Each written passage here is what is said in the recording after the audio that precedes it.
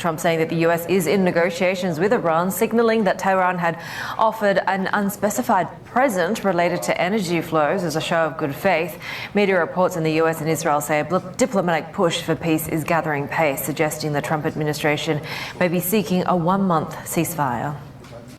So yesterday, about 1 o'clock, the market just completely turned. And I was like, what is going on? Well, this news broke, and it looks like there might be peace plans in the Middle East. So what's going to go on with these? Because I keep telling you guys, you got to follow oil. So if oil is going to start declining, I'm going to show you here in a second where it actually just plummeted yesterday. Where mortgage rates follow? Well, that's what we're going to talk about in today's show, folks. My name is Dan Frio. I'm the host of The Rate Update. I'm also a licensed mortgage loan officer, licensed in all 50 states, as well as Puerto Rico. My slogan, one application, one credit pool. I'm going to compare your loan to over 30 different lenders. How? Why? I'll explain that to you at the end of this video. You're here for these. So let's get to it. So this was odd yesterday. I'm sitting here and I watch oil and I watch mortgage rates. And then all of a sudden yesterday, about noonish, the oil market just plummeted. It's not a gradual descent like you see in most cases. It was just a crash. And then if you go over to mortgage rates, well, the mortgage bond market, here's what I follow. I'm a mortgage advisor, so I don't really follow rates because it's behind the curve. Let me explain. Mortgage rates are basically computed or figured out by this right through here. This is a mortgage bond. So the yield on this bond is the biggest component of your mortgage rate. All you have to understand is this. If that number up there is green, that means mortgage rates are getting a little bit better. The bigger the green, well, the bigger the adjustment.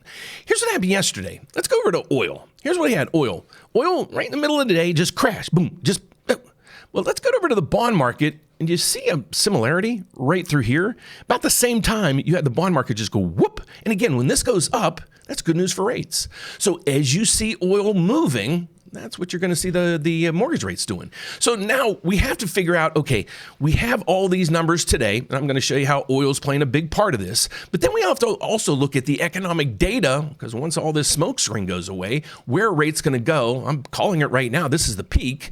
But how low are they going to go? Are they going to go all the way back to 599? I don't think so. But let's dive into the numbers, the economic news, try to figure this out. Because if you're a home owner, home buyer, I want to put you in the best position you can be.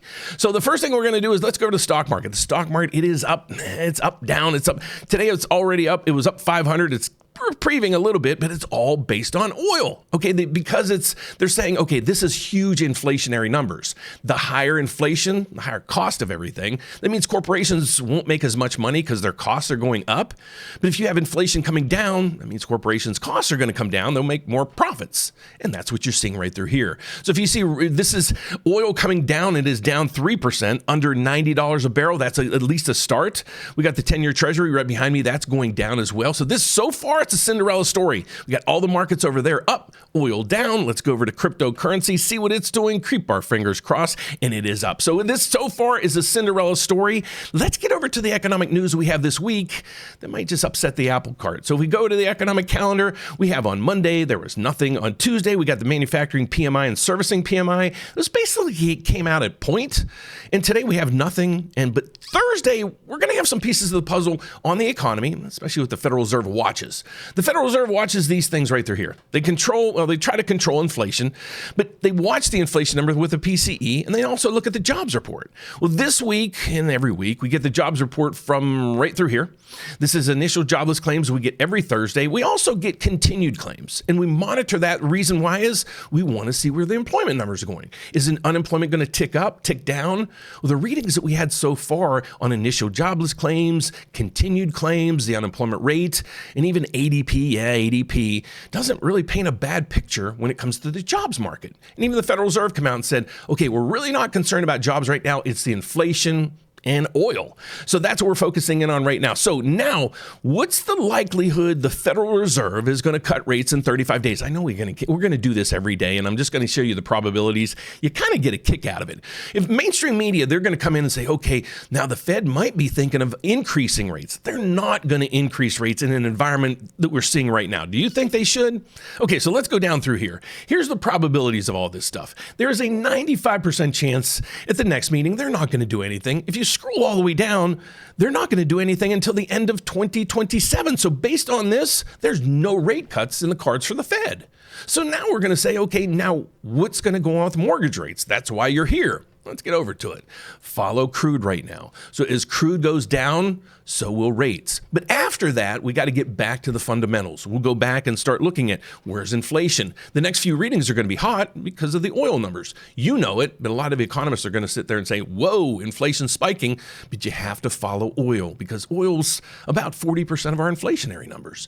So now hopefully you learned a little bit on today's market. You follow oil, and that's where the rates are going to go, and that's also where the stock market's going to go. So if you see oil coming down, everything else is going to go opposite. You're going to see the markets rally, you're going to see cryptocurrency coins rally, and you're also going to see mortgage bonds rally. And as mortgage bonds rally, mortgage rates come down because, like I explained, as this chart goes up, mortgage rates go down.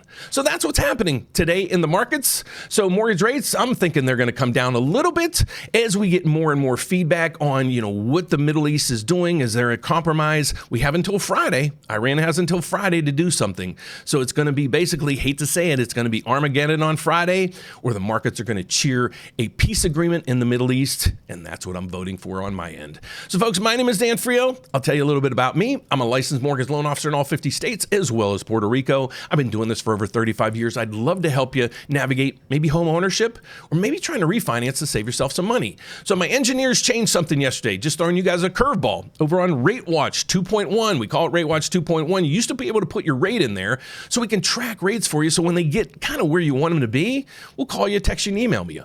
A lot of people just kept putting in rates that I know they're never going to hit. So what I figured I'd do is we would change that. It's going to stay RateWatch 2.1, but I want to know how much money a month you want to save. So if you're like, Dan, if I could save $300 a month, call me, text me, email me. I'd love to go over the numbers. How much is it going to cost me? What's my break-even point? That's what we'll do. But if you're looking to buy, maybe you're looking to refinance to pay off some bills and things like that, I'm going to have a live event next week to show you how maybe bill consolidation loans using the equity in your house isn't that bad of an idea, but it'll be up to you guys on what to do. So check out next week. I've got a bunch of live events coming up, and we have Dave Savage. He's a mortgage broker trainer. I've known him for actually since I got in the business. I was one of the first interviews he did years ago, and now I'm going to have him on my show, just showing him my gratitude to help you loan officers out there understand, how all this plays a role in your business. But if you're a homeowner, home buyer out there, hopefully you understand a little more about how all this works and a little bit more behind the scenes. So if you need my help with anything out there, if you're looking to buy, refinance, even a reverse mortgage, I'd love to help you out. Go to therateupdate.com. You can reach out to me there. You can put in your application. You can even chat with me on the application there. So thanks for watching. God bless. Have a fantastic afternoon. I'll see you tomorrow morning and see how these things go. But my call for today is rates have peaked and they're going to start descending from here. How low are they going to go? Subscribe over there. We'll talk about it every day and watch this go down. Thanks for watching, folks. Be safe out there. I'll see you next time. Bye-bye.